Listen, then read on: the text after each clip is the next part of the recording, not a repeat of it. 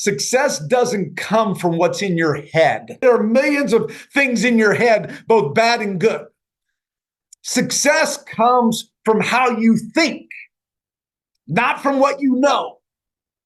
It's your programming. And I promise you, if you're not having the success you want, it's not because there's not something in your head. It's because your programming needs to change. That's what we've been talking about all this year. That's what needs to change. The goal to reading or listening to an audio is to change you. You don't change you by putting it in your head, okay? Yeah, it's got to go in your head first, but then it's got to go down on paper. It's got to go down somewhere where you're writing it out. Probably writing it out every single day. I have a list of things every single day I look at, things I'm working on, remind myself things that are important. You got to review this daily if you want to change your thinking. I'll give you an example.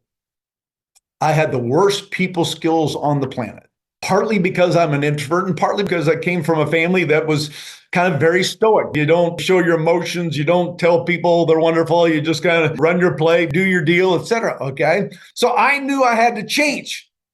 Well, that wasn't going to change just by me putting in my head. You need to compliment more. Okay, great. Now I'm just a complimenting machine. It doesn't work that way. And you might be a great complimenter. You've got a weakness.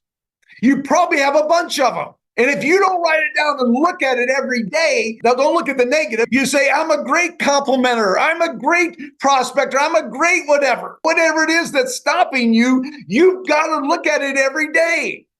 You got to write it down every day. As I mentioned, about 1992, I said, I've got to change this complimentary. So back then they didn't have a cell phone, so you had a calendar. So I put right on the front cover, before I opened up my calendar, it was right there. I taped it there and I said, compliment.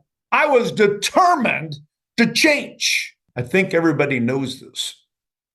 But the reason why Chris and Elizabeth are successful is not because we were some whiz bang. It's because we committed to change. I didn't hope for success, okay? I created a plan to guarantee I wouldn't fail. Putting it in your head and hoping it comes out at the right time is not a plan for success. Winners don't try to change, okay?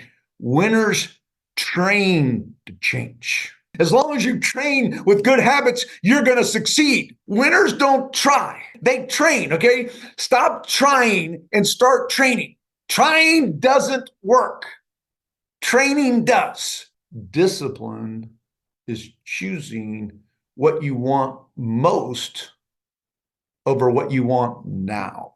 You've heard it a million times, but the choice is the pain of discipline or the pain of regret.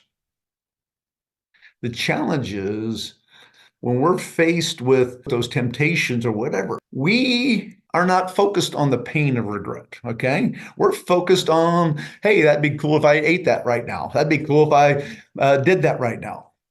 The pain of regret is always worse than the pain of discipline. I promise you, you already know that. If you've lived for at least 30 years on this planet, you already know that.